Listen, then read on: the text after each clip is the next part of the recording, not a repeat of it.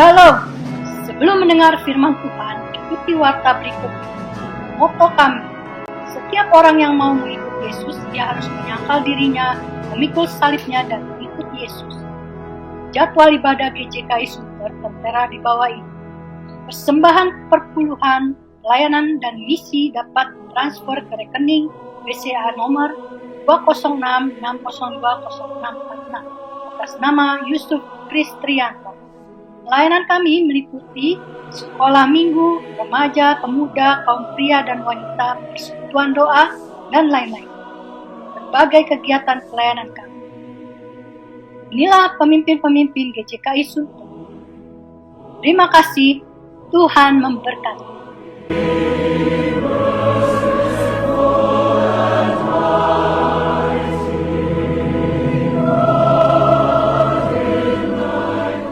Shalom saudara-saudara kekasih di dalam Tuhan Yesus Kristus. Selamat hari Minggu dan salam sehat selalu. Besar harapan saya di mana Tuhan Yesus selalu menjaga dan memberkati kita semua. Kita berjumpa lagi dalam ibadah online Gereja Jemaat Kristus Indonesia Sunter. Mari kita siapkan hati dan pikiran kita untuk beribadah. Kita saat teduh sejenak.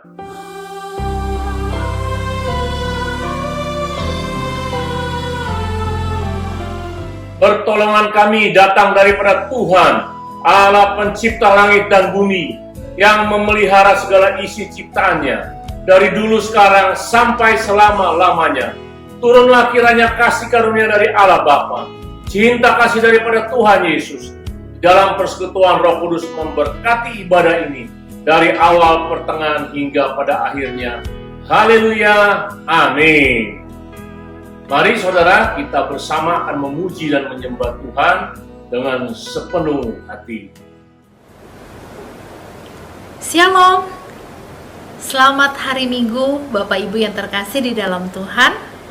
Sungguh satu kesempatan yang indah pada saat Tuhan memberikan kesempatan untuk setiap kita bisa beribadah, berbakti, memuji dan memuliakan namanya Tuhan.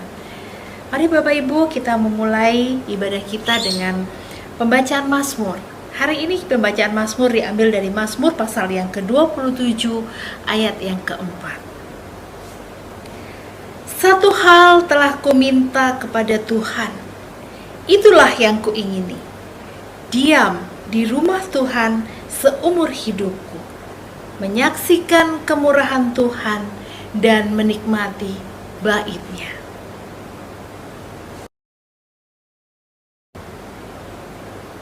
Bapak Ibu yang terkasih di dalam Tuhan, betapa indahnya pada saat kita bisa merasakan kedekatan kita kepada Allah. Betapa indahnya kalau kita bisa menikmati hadirat Allah, penyertaan Allah, dan kemurahan Allah di dalam hidup kita.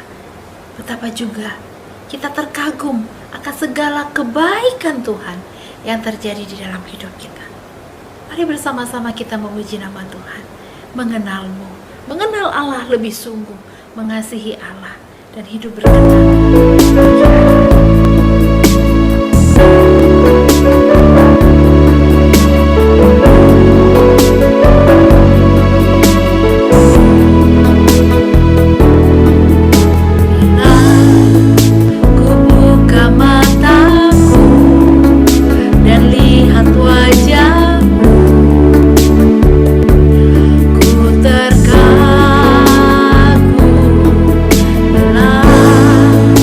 Kulihat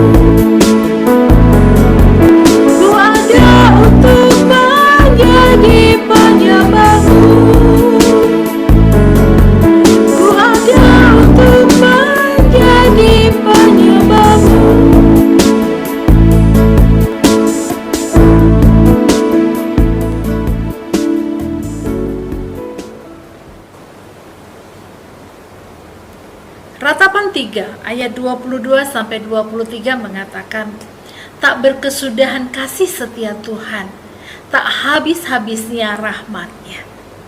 Selalu baru tiap pagi, besar kesetiaan-Mu. Immanuel, Allah beserta dengan kita.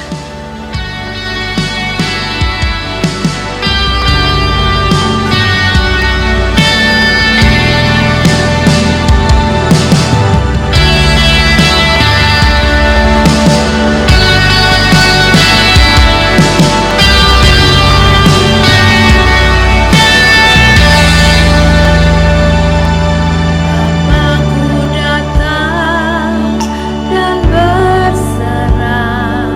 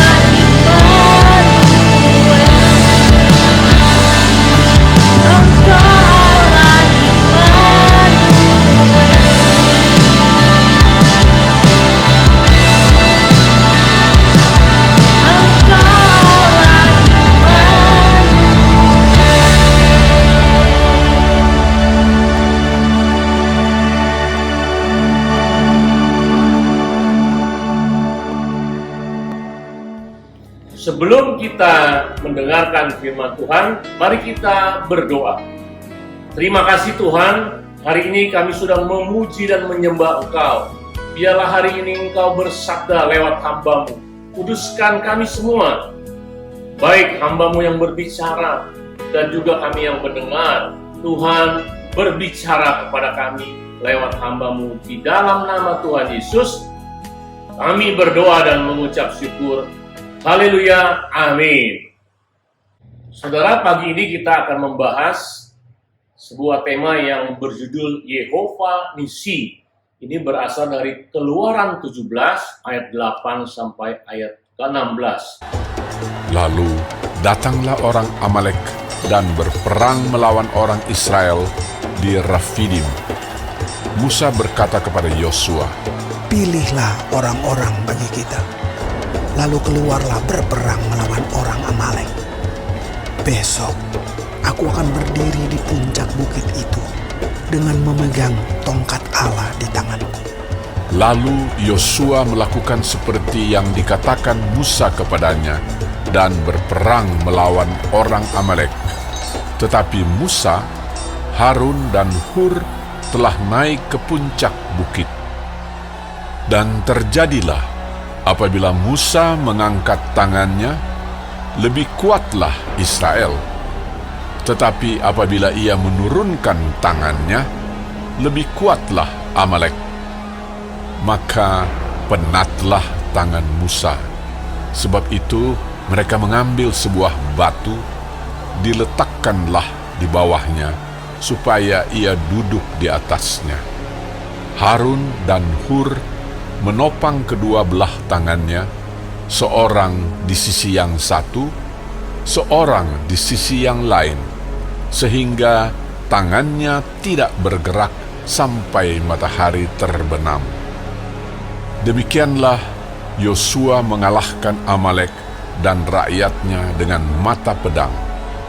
Kemudian berfirmanlah Tuhan kepada Musa, "Tuliskanlah semuanya ini dalam sebuah kitab sebagai tanda peringatan, dan ingatkanlah ke telinga Yosua bahwa aku akan menghapuskan sama sekali ingatan kepada Amalek dari kolong langit." Lalu Musa mendirikan sebuah mezbah dan menamainya Tuhanlah panji-panjiku. Ia berkata, Tangan di atas panji-panji Tuhan. Tuhan berperang melawan Amalek turun-temurun. Ini bicara pengalaman Musa pertama kali membawa bangsa Israel untuk berperang dengan bangsa Amalek. Kata Yehova Nisi bermula dari orang Amalek mendatangi dan mau berperang kepada bangsa Israel.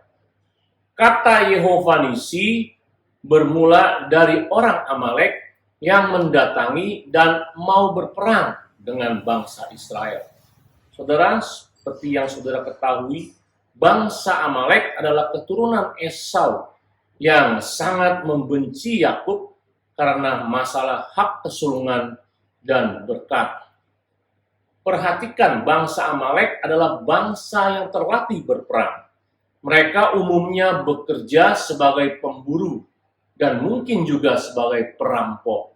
Sementara bangsa Israel adalah bangsa yang sepanjang hidupnya adalah budak memegang cangkul, mengangkat batu, palu, suka bersungut-sungut, dan tidak disiplin, dan tidak punya senjata bagus.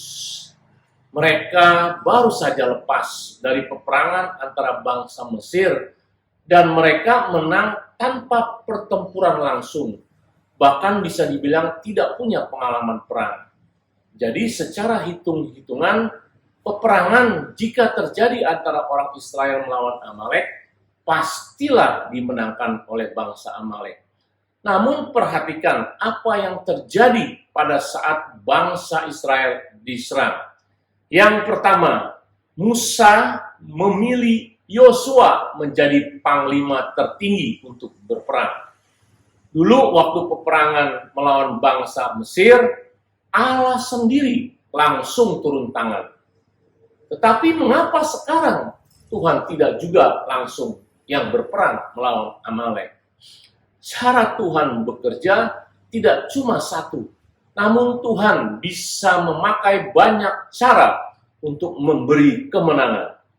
Dan kini Tuhan memberikan kemenangan dengan cara berperang membela diri sendiri. Semuanya itu agar bangsa Israel juga bisa belajar dan dilatih oleh Tuhan untuk berperang guna nanti merebut tanah Kanaan.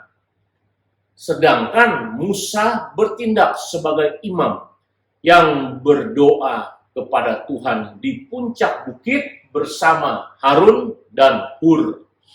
Zaman dahulu orang berdoa dengan mengangkatkan tangannya. Musa melakukan hal yang sama sambil memegang tongkat Allah. Tongkat ini yang ditunjuk Allah sebagai penyalur kuasa mujizat Allah pada waktu di Mesir. Hal inilah yang menjadi landasan kemenangan atas Amalek. Dan akhirnya Musa mendirikan mezbah dan menamai Yehova Nisi. Di dalam terjemahan bahasa Inggris, Yehova Nisi dikatakan Lord is my banner. Banner itu saudara seperti bendera. Zaman sekarang setiap negara mempunyai bendera kebangsaannya masing-masing. Hal ini menunjukkan identitas dari negara tersebut. Contohnya, waktu Indonesia menang dalam bulu tangkis, pemenang pertama dinyanyikan sambil diangkat benderanya sebagai identitas bahwa pemenang itu adalah dari bangsa Indonesia. Demikian juga dengan Musa. Pada waktu ia menyebut Yehova Nisi, Allah adalah panji-panjiku, Tuhan adalah panji-panjiku. Panji bicara tentang identitas seseorang. Artinya, pada waktu Musa berkata Yehova Nisi, yaitu identitas bangsa Israel itu adalah Tuhan sendiri. Identitas menentukan hak dan kewajiban seseorang. Jika Musa berkata Tuhan adalah identitas bangsa Israel, ia mempunyai hak untuk mendapat pertolongan dan perlindungan dari Tuhan. Di satu sisi juga ada kewajiban dari identitas, yaitu mengikuti peraturan dan hukum yang diberikan dari Tuhan. Dan Tuhan menepati janjinya dengan memberi kemenangan. Saudara juga bisa menang kalau identitas saudara jelas di dalam Tuhan. Dan segala sesuatu kemenangan yang diraih oleh Musa dan bangsa Israel bersama Yosua itu adalah dari Tuhan, bukan dengan kekuatan Yosua sendiri.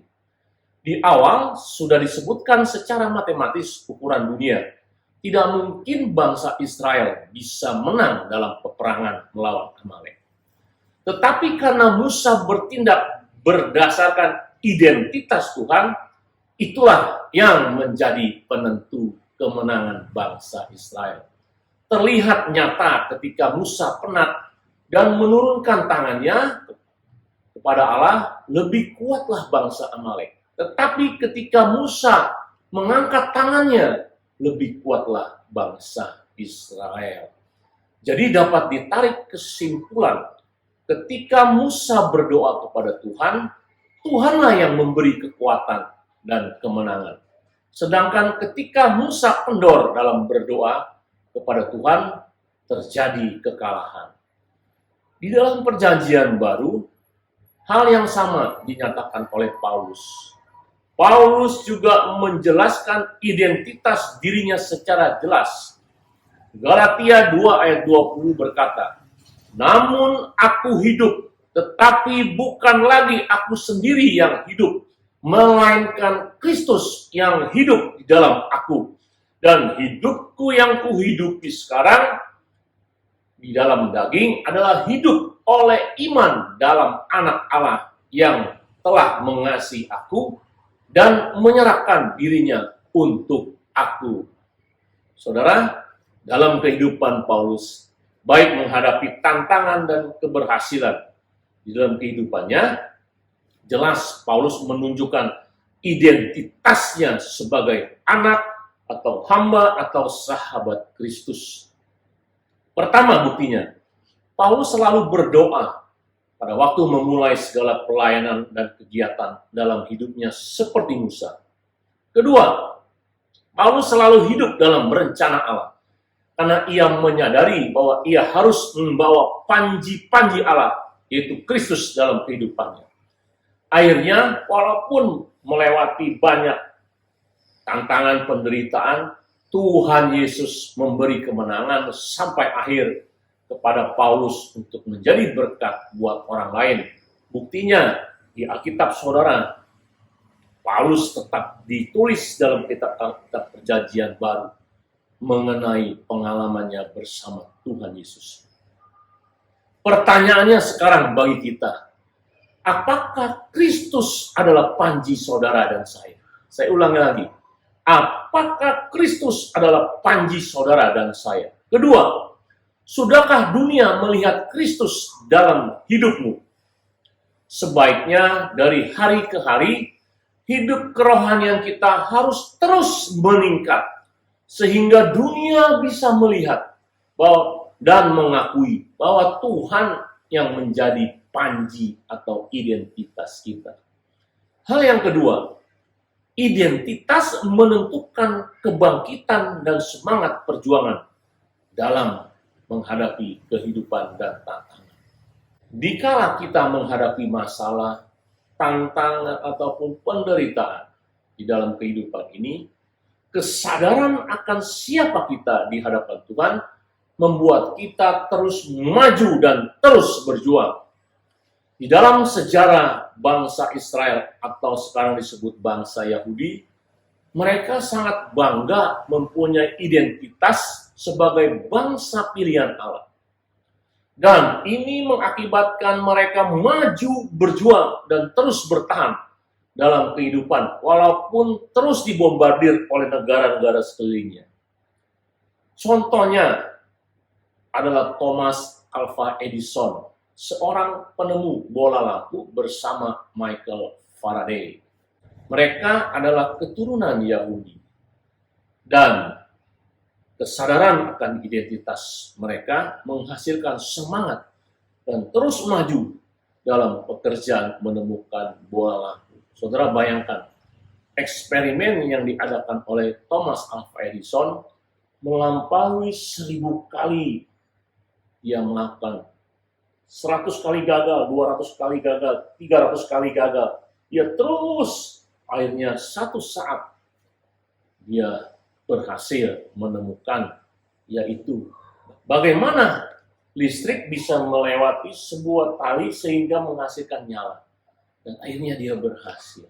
Dan ingat saudara, sebagian besar penemu, baik dalam bidang kesehatan, baik dalam bidang apapun teknologi, sebagian besar adalah orang-orang Yahudi.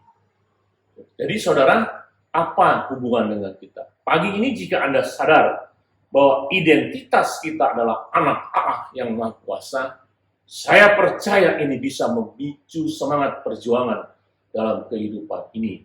Jangan saudara berharap tidak ada masalah, tetapi waktu saudara menghadapi masalah, semangat itu bertumbuh dan membuat Anda diproses menuju kesempurnaan seperti serupa Kristus.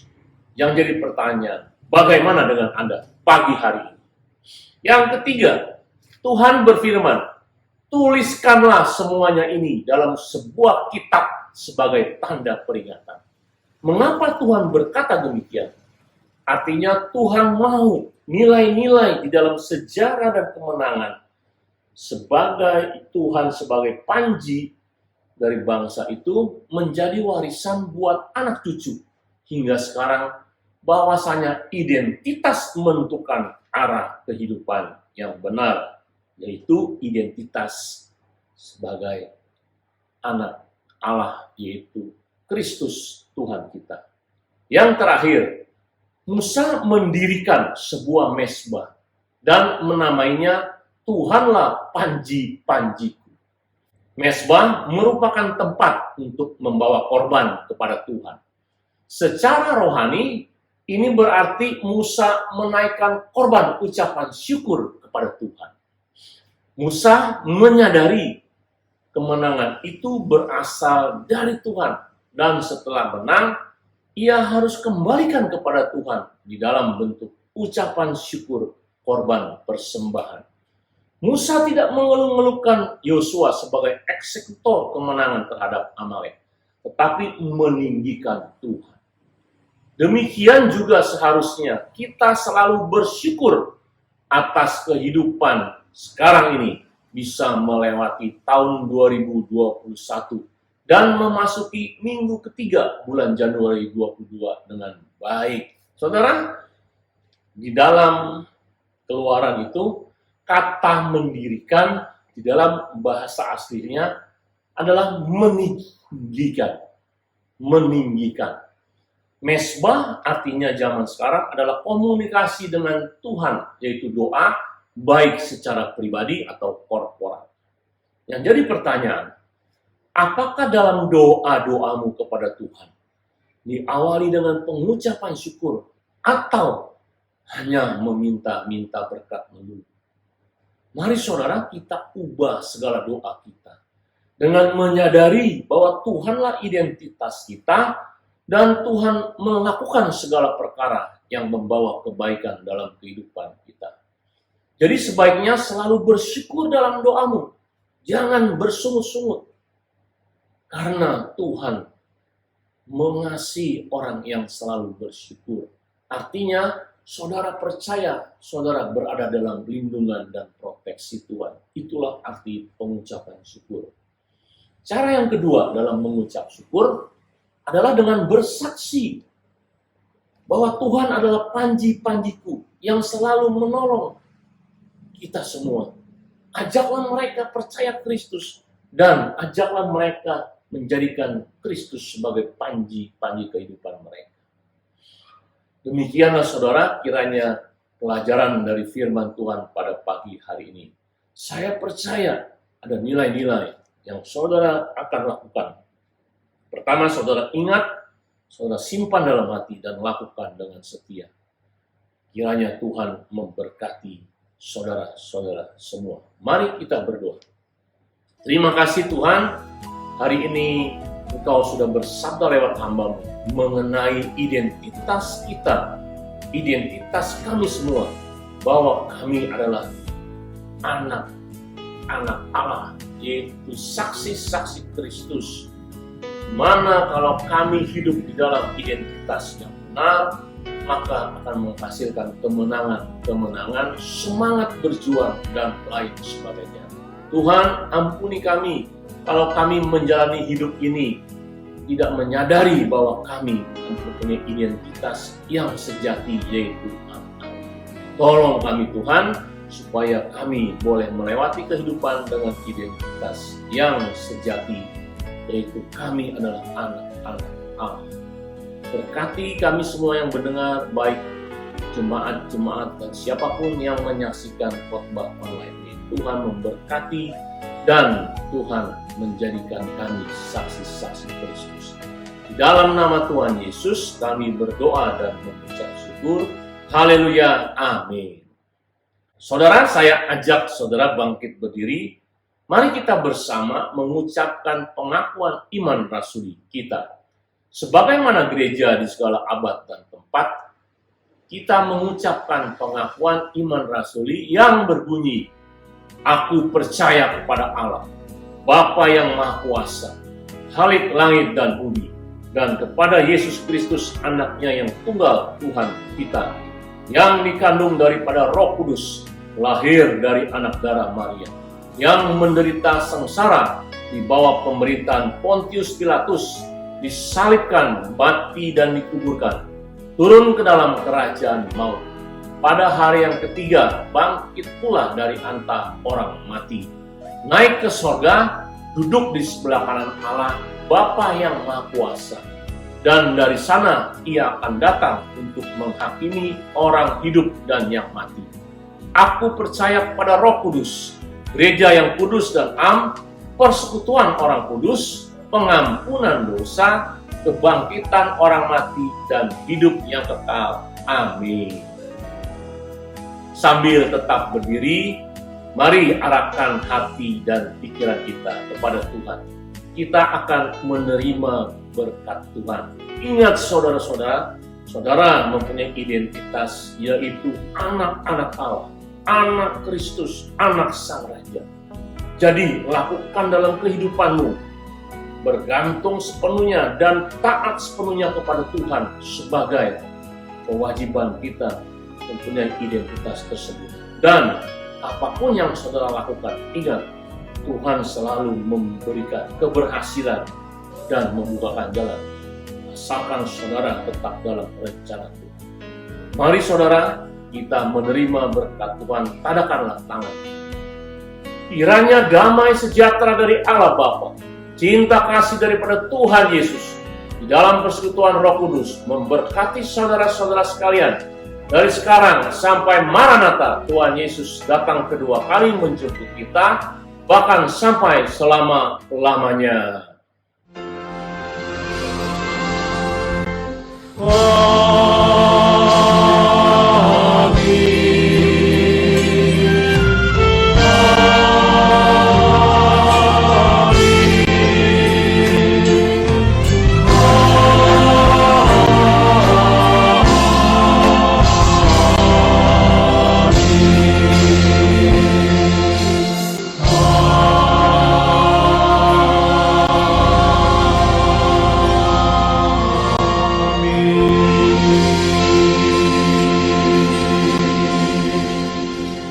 Duduk saudara. Terima kasih saya ucapkan untuk Anda semua yang masih tetap bersama-sama beribadah online ini. Sebelum berpisah, kita akan berdoa syafaat. Doa syafaat dilakukan di rumah Anda masing-masing bersama kelompok keluarga Anda. Pokok doa syafaat yang pertama yaitu, mari kita membangun hubungan intim kepada Tuhan, bergaul karib dan berjuang dalam kehidupan kita supaya sungguh-sungguh kita menyadari identitas kita di dalam Tuhan. Yang kedua, kita doakan bangsa dan negara, Presiden Jokowi dan para menterinya di dalam memimpin negara Indonesia ini dan mengatasi berbagai macam krisis, termasuk sekarang ini krisis bencana alam, banjir, krisis COVID yang masih ada, krisis ekonomi, bahkan krisis keamanan. Biar Tuhan ikut campur tangan semua ini bersama para pemimpin bangsa kita. Yang kedua, kita berdoa untuk para dokter-dokter, para perawat-perawat, dan pasien COVID yang masih terus bertambah hingga saat ini.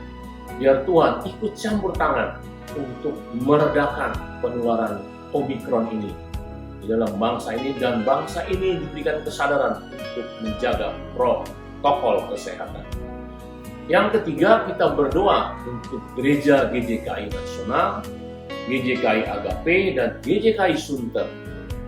Saudara, GJKI Sunter mengadakan menara doa pukul 18 sore lewat Zoom. Biarlah semuanya ini saudara boleh mengikuti menara doa ini. Ini membangun identitas kita semakin menjadi sebuah kekuatan di dalam mengenal siapa Tuhan Yesus dan intim dengan Tuhan. Bahwa teman-teman sahabat yang mungkin mempunyai kelemahan, baik kelemahan jasmani, kelemahan rohani, ataupun sakit penyakit, bahwa kita berseru kepada Tuhan bersama. Setelah itu kita akan sharing kelompok dengan menjawab pertanyaan di bawah. Yang pertama, apa arti Yehova Nisi dan hubungannya dengan Anda semua? Yang kedua, apa gunanya kita mengetahui bahwa identitas kita adalah Kristus dan kita sebagai anak-anaknya? Yang ketiga, berkat apa yang saudara dapat dalam pelajaran khotbah pada hari ini? Terima kasih saudara, saya percaya Tuhan selalu memberkati Anda semua dan melindungi kita semua dari hal-hal yang mungkin terjadi negatif dalam tahun 2022. Sampai berjumpa lagi di minggu depan di dalam acara yang sama. Tuhan memberkati. Shalom.